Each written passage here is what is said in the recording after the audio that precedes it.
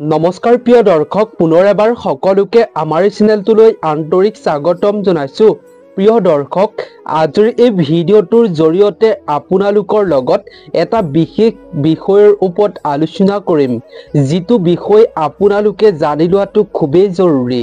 আপোনাৰ ঘৰখনত যদি সুখ সমৃদ্ধি বিচাৰে, আপোনাৰ ঘৰখন যদি উন্নতি হোৱাটো বিচাৰে, মংগল কামনা কৰে, তেতিয়াহ'লে আপোনাৰ যিমানেই আপোন মানুহ হওক বা যিমানেই আপোনাৰ পৰৰ মানুহ হওক, আপুনি ভুলতো এইকেইটা কথা কেতিয়াও কাকো নকব।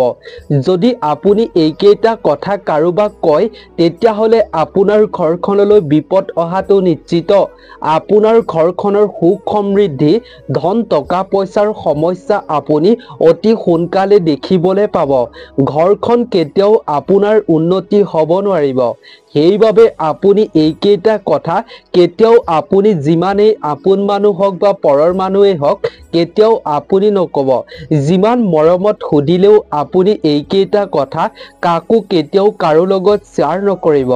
যদি আপুনি এইকেইটা কথা কাৰোবাক কৈ দিয়ে আপোনাৰ আপোন বুলি ভাবি, তেতিয়া আপুনি নিজৰ বিপদ নিজে আপোনাৰ জীৱনলৈ মাতি অনাৰ দৰে হ'ব। সেইবাবে আপুনি কেতিয়াও কাকো নকব এইকেইটা কথা। যদি আপুনি আজিৰ এই ভিডিঅ'টো সম্পূৰ্ণকৈ চাই লয়, তেতিয়া আপুনি বিশ্বাস কৰক, আপুনি এনেকুৱা কেইটামান কথা জানিব পাৰিব, যিকেইটা আপুনি কাকো কেতিয়াও কোৱাটো উচিত নহয়।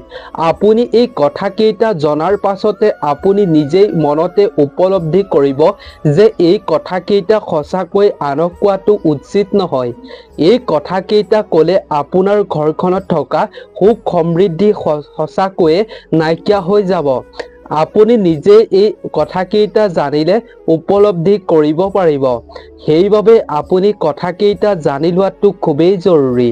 গতিকে আপুনি আজিৰ এই ভিডিঅ'টোৰ মাজলৈ আগবঢ়াৰ পূৰ্বে, অৰ্থাৎ মূল কথাখিনিৰ মাজলৈ আগবঢ়াৰ পূৰ্বে, আপুনি আপোনাৰ আৰাধ্য পৰমেশ্বৰৰ নাম কমেণ্ট ছেকশ্যনলৈ গৈ আপুনি ভক্তি মনেৰে স্মৰণ কৰি, লগতে এই ভিডিঅ'টোত এটা লাইক কৰি আমাক ভিডিঅ' বনোৱাত মনোবল বঢ়াব বুলি আশা কৰিলোঁ।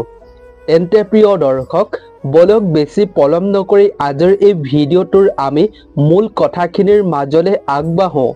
প্ৰিয় দৰ্শক, গুৰু হৈছে সেইজন ব্যক্তি যিয়ে আমাৰ জীৱনটোক অন্ধকাৰৰ পৰা পোহৰলৈ লৈ আনে। আমি সকলোৱে এইটো কথা জানো যে দেৱতাসকলৰ গুৰু বৃহস্পতি আছিল আৰু অসুৰসকলৰ গুৰু আছিল শুক্লাচাৰ্য। এতিয়া আহিছো শুক্লাচাৰ্যৰ বিষয়ে কিছু কথা। তেওঁ এজন জ্ঞানী হোৱাৰ লগতে তেওঁ এজন ভাল নীতিকাৰক আছিল। তেওঁ বহুবাৰ সুচিন্তাৰে অসুৰসকলক স্বৰ্গৰ ৰাস্তা দেখুৱাইছিল। গুৰু শুক্লাচাৰ্যৰ কিছুমান এনেকুৱা কথা আছে যি আজিও মহত্বপূৰ্ণ হয়, কিয়নো তেওঁ জীৱনক লৈ এনে কিছুমান গুৰুত্বপূৰ্ণ কথা কৈছিল, যাক পালন কৰিলে মানুহৰ জীৱন সুখী হয়, জীৱনটোত সফলতা লাভ কৰিবলৈ সক্ষম হ'ব পাৰি। যিবোৰ কথা আপোনালোক প্ৰতিজন ব্যক্তিয়ে জানি লোৱাটো খুবেই জৰুৰী। যদি আপোনাৰ সম্পৰ্কত সুখ সমৃদ্ধি আপুনি লাভ কৰিব বিচাৰে, ঘৰত আপোনাৰ উন্নতি হোৱাটো বিচাৰে, আপুনি ভৱিষ্যতে সফল হোৱাটো বিচাৰে, তেন্তে আপুনি এই শুক্লাচাৰ্যৰ এই গুৰুত্বপূৰ্ণ কথাকেইটা আপুনি জানি লোৱাটো খুবেই জৰুৰী।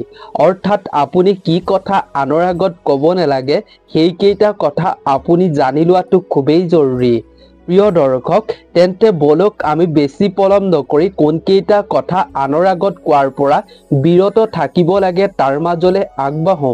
তাৰ আগতে আপোনাক এটা সৰু অনুৰোধ কৰিব বিচাৰিছোঁ, যদি প্ৰিয় দৰ্শক আপুনি আমাৰ এই চেনেলটোৰ প্ৰথমবাৰৰ বাবে ভিডিঅ' চাই আছে, তেন্তে অনুগ্ৰহ কৰি এই চেনেলটো ছাবস্ক্ৰাইব কৰি ছাইডত থকা ঘণ্টাৰ দৰে আইকনটো অল কৰি ৰাখিব, যাতে আপুনি প্ৰতিদিনে এটা গুৰুত্বপূৰ্ণ কথা এই চেনেলটোৰ জৰিয়তে জানিব পাৰে। সেইবাবে আপুনি চেনেলটো ছাবস্ক্ৰাইব কৰি ৰাখিবৰ বাবে একেবাৰে নাপাহৰিব।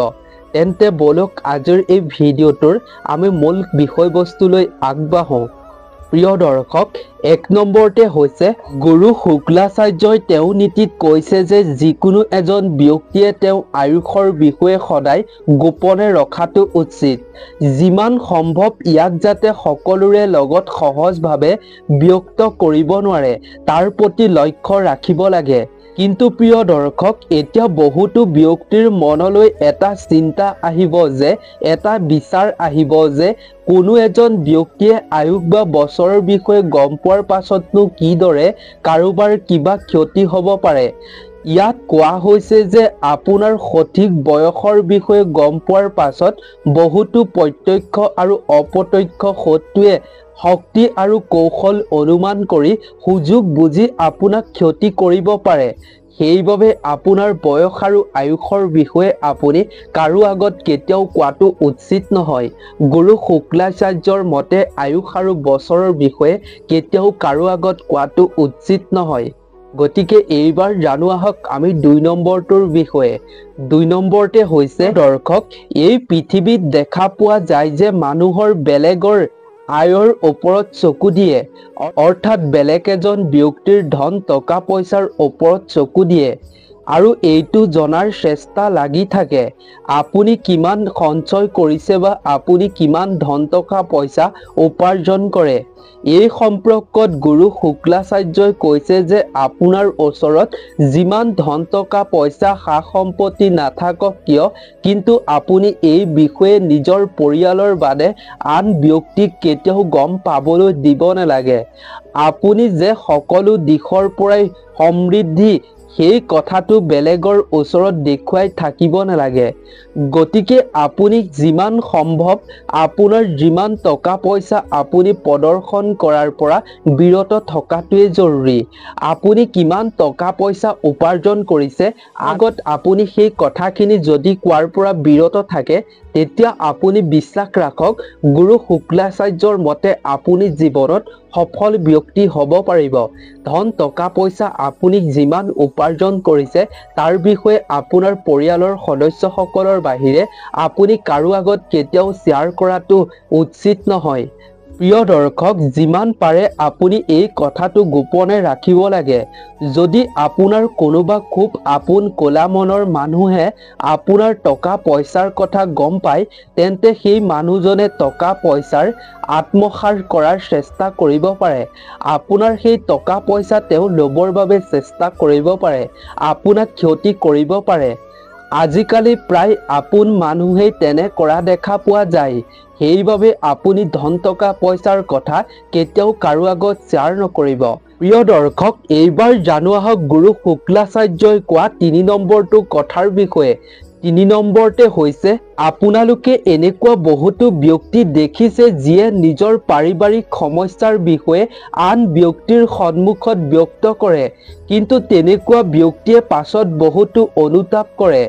অনুতাপত তেওঁলোক ভুগিবলগীয়া হয়, কিয়নো আপুনি যিজন ব্যক্তিৰ আগত আপোনাৰ সমস্যাৰ কথা সন্মুখত আপুনি কৈছে, আপোনাৰ সমস্যা কি হৈছে সকলো আপুনি বিশ্বাসৰ পাত্ৰ হৈ আপুনি সকলো কৈছে, কিন্তু গুৰু শুক্লাচাৰ্যৰ মতে তেনে কৰাটো আপুনি উচিত নহয়। সেইবাবে গুৰু শুক্লাচাৰ্যই নিজৰ নীতিত কৈছে আপুনি যিকোনো পৰিস্থিতিত পাৰিবাৰিক সংঘাতৰ বিষয়ে আপুনি আনৰ আগত কেতিয়াও প্ৰকাশ কৰিব নালাগে। আনৰ আগত আপোনাৰ পাৰিবাৰিক পৰিস্থিতিৰ কথা শ্বেয়াৰ কৰিব নালাগে, কিয়নো এনে কৰাৰ ফলত আপোনাৰ পৰিয়ালৰ সম্পৰ্ক বেয়া হোৱাৰ লগতে বহু লোকে সুযোগ বুজি আপোনাৰ ঘৰখনত অশান্তিৰ সৃষ্টি কৰিবলৈ চেষ্টা কৰিব পাৰে। এনে পৰিস্থিতিত আপুনি বহুত বেয়া পৰিণাম ভুগিবলগীয়া হ'ব পাৰে। সেইবাবে আপুনি আপোনাৰ পাৰিবাৰিক সমস্যাৰ বিষয়ে কোনো ব্যক্তিৰ আগতে শ্বেয়াৰ কৰাটো প্ৰকাশ কৰাটো উচিত নহয়। গুৰু শুক্লাচাৰ্যৰ মতে এনে কথা আপুনি শ্বেয়াৰ কৰিলে এদিন আপুনি বহুত বেয়াকৈ পৰিণামত ভুগিব লাগিব, বহুত সমস্যাৰ সন্মুখীন হ'বলগীয়া হ'ব লাগিব আপুনি এদিন। সেইবাবে আপুনি পাৰিবাৰিক সমস্যাৰ বিষয়ে ঘৰৰ সমস্যাৰ বিষয়ে যিকোনো ব্যক্তিৰ আগত কেতিয়াও আপুনি প্ৰকাশ বা শ্বেয়াৰ কৰাৰ পৰা বিৰত থকাটোৱে অত্যন্ত মংগল। এইবাৰ জানো আহক আমি গুৰু শুক্লাচাৰ্যই কোৱা 4 নম্বৰটো কথাৰ বিষয়ে। পৃথিৱীত সকলো ব্যক্তিয়ে সফলতাৰ বাবে চেষ্টা চলাই যায়, সেইবাবে সকলোৰে পৰমাত্মাৰ কৃপা দৃষ্টি লাভ কৰিবৰ বাবে পুৱা আৰু গধূলি প্ৰাৰ্থনা জনায়। বহু লোকে ইয়াৰ বাবে বিভিন্ন গুৰুক পূজা কৰে বা বহু লোকে পূজা অৰ্চনা কৰে আৰু মন্ত্ৰ জপ কৰে। এই সন্দৰ্ভত গুৰু শুক্লাচাৰ্যই কৈছে, কোনো এটা পূজা বা মন্ত্ৰ তেতিয়াহে ফলদায়ক হয় যেতিয়া আপুনি তাক গুপ্ত ৰূপত সম্পূৰ্ণ কৰিব পাৰিব। যদি এনেকুৱা নহয় তেন্তে ইয়াৰ গভীৰ পৰিণাম আপুনি ভোগ কৰিবলগীয়া হ'ব পাৰে। এইবাবে আপুনি যিকোনো মন্ত্ৰ বা পূজা কৰিলে গুপ্তকৈ ৰখাটো জৰুৰী, কাৰো আগত শ্বেয়াৰ কৰাটো উচিত নহয়। এইবাৰ জানো আহক গুৰু শুক্লাচাৰ্যই কোৱা ৫ নম্বৰটোৰ কথাৰ বিষয়ে। ৫ নম্বৰতে হৈছে, বহুতো লোকে হাঁহি ধেমালিৰ মাজতে নিজৰ জীৱন আটাইতকৈ গোপনীয় কথাবোৰ বন্ধু বৰ্গ অথবা পৰিয়ালৰ ব্যক্তিৰ আগত ব্যক্ত কৰি দিয়ে। কিন্তু আপুনি এনে কৰাৰ পৰা সদায় বিৰত থাকক, কিয়নো গুৰু শুক্লাচাৰ্যৰ নীতিত কোৱা হৈছে যে কিয়নো মানুহে নিজৰ অন্তৰংগৰ পৰল চৰ্চা কাৰো সন্মুখত কৰিবলৈ দিব নালাগে। এই মৰ্যাদা সদায় মানুহে বুজি ৰাখিব লাগে, অন্যথা এনে কৰাৰ পাছত বহু মানুহে বহুত বেয়া পৰিণাম লাভ কৰিব পাৰে আৰু লজ্জিত হ'বলগীয়া হয়। এনে ব্যক্তি অন্য ব্যক্তিৰ তুলনাত উপহাসৰ পাত্ৰ হ'ব লগা হয়, তেওঁলোকে বহুত এদিন লজ্জিত হ'বলগীয়া হয়। সেইবাবে আপুনি গুৰু শুক্লাচাৰ্যৰ কথা মতে শুক্লাচাৰ্যৰ নীতিৰ অনুসৰি আপুনি কেতিয়াও এনে কথা আনৰ আগত কোৱাটো উচিত নহয়। এইবাৰ জানো আহক গুৰু শুক্লাচাৰ্যৰ নীতিত কোৱা ৬ নম্বৰটোৰ কথাৰ বিষয়ে। ৬ নম্বৰতে হৈছে, গুৰু শুক্লাচাৰ্যৰ নীতিৰ অনুসৰি যদি আপুনি কিবা ৰোগত আক্ৰান্ত হৈছে আৰু তাৰ পৰা আপুনি পৰিত্ৰাণ পাবলৈ কিবা ঔষধ ব্যৱহাৰ কৰি আছে, তেন্তে ই আপোনাৰ অত্যন্ত জৰুৰী যে নিজৰ ঔষধৰ বিষয়ে গোপনীয়তা বজাই ৰখাটো, অন্যথা যিকোনো লোকে মনৰ ভিতৰতে আপোনাৰ প্ৰতি শত্ৰুতা পুহি ৰাখিব পাৰে। তেওঁ ঔষধৰ জৰিয়তে আপোনাৰ ৰোগৰ বিষয়ে জানিব পাৰিব আৰু তেওঁ অৰ্থনৈতিকভাৱে আপোনাক কিবা ক্ষতি কৰিব পাৰে। গতিকে যিমান সম্ভৱ আপুনি নিজৰ ৰোগৰ বা ঔষধৰ বিষয়ে চিকিৎসকৰ তথা পৰিয়ালৰ লোকৰ বাহিৰে আপুনি কাকো কেতিয়াও জানিবলৈ দিয়াটো উচিত নহয়। গুৰু শুক্লাচাৰ্যৰ মতে এনে কৰাটো উচিত নহয়। প্ৰিয় দৰ্শক, এইবাৰ জানো আহক গুৰু শুক্লাচাৰ্যৰ নীতিত কোৱা ৭ নম্বৰটোৰ কথাৰ বিষয়ে, ৭ নম্বৰটোৰ নীতিৰ বিষয়ে। ৭ নম্বৰতে হৈছে, এনেকুৱা বহু লোক আছে যি ব্যক্তিয়ে কিবা এটা বস্তু দান কৰাৰ পিছত সকলোৰে আগত জনাই ফুৰে, কিন্তু প্ৰকৃতাৰ্থে এনে কৰাটো উচিত নহয়। আমি সকলোৱে জানো যে আমাৰ সনাতন ধৰ্মত দানৰ কিমান মহত্ব আছে। দান কৰাৰ ফলত আপুনি ঈশ্বৰৰ আশীৰ্বাদ পোৱাৰ লগতে আপোনাৰ ৰোগ কষ্ট কম হয়। কিন্তু শুক্লাচাৰ্যৰ নীতিত কোৱা হৈছে যে দান হৈছে এনে এটা পুণ্যৰ কাম, যিকোনো পৰিস্থিতিত আপুনি ইয়াক গোপনে ৰাখিব লাগে, তেতিয়াহে ইয়াৰ পুণ্য ফল লাভ কৰিব পৰা যায়, অন্যথা দান কৰাৰ আপোনাৰ লাভ নহ'ব। যদি আপুনি কোনো ব্যক্তিক দান কৰিছে তেন্তে তেওঁ নিশ্চিতভাৱে আপোনাক সঁচা অন্তৰৰ পৰা আশীৰ্বাদ প্ৰদান কৰিব। যদি আপুনি তেওঁক কৰা দানৰ প্ৰদৰ্শন কৰে বা আনৰ আগত কয়, তেওঁ মনত বহুত আঘাত হ'ব, যি আপোনাৰ বাবে বেয়া।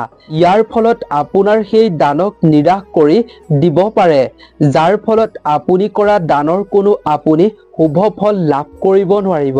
সেইবাবে আপুনি কেতিয়াবা কাৰোবাক কিবা বস্তু দান কৰিলে আনৰ আগত কেতিয়াও শ্বেয়াৰ কৰাটো উচিত নহয়। যদি আপুনি শ্বেয়াৰ কৰাৰ পৰা আনৰ আগত কোৱাৰ পৰা বিৰত থাকিব পাৰে, তেতিয়া আপুনি ভগৱানৰ কৃপা দৃষ্টিৰ লগতে সেই ব্যক্তিজনৰ পৰা বিশেষ কৃপা দৃষ্টি লাভ কৰিবৰ বাবে সক্ষম হ'ব পাৰিব। প্ৰিয় দৰ্শক, এইবাৰ জানো আহক গুৰু শুক্লাচাৰ্যৰ নীতিত কোৱা ৮ নম্বৰটোৰ কথাৰ বিষয়ে। ৮ নম্বৰ নীতিটো হৈছে, গুণী জ্ঞানী লোকে নিজৰ মান সন্মানৰ বিষয়ে বেলেগৰ আগত কেতিয়াও কৈ নুফুৰে। যিসকল লোকে নিজৰ প্ৰশংসা নিজেই কৰি ফুৰে, তেওঁ অন্য লোকৰ সন্মুখত নিজৰ আদৰ হেৰুৱায়। মিত্ৰতা কৰাৰ সলনি তেওঁলোকে শত্ৰুতাহে কৰি পেলায়। সেইবাবে আপুনি যিমান সম্ভৱ হয় আনৰ আগত আপুনি আন ব্যক্তিৰ সন্মুখত কেতিয়াও আপুনি সুযোগ দিব নালাগে এনে কথা কৈ তেতিয়াহে আপোনাক কোনোবাই সঁচা অৰ্থত প্ৰশংসা কৰিব।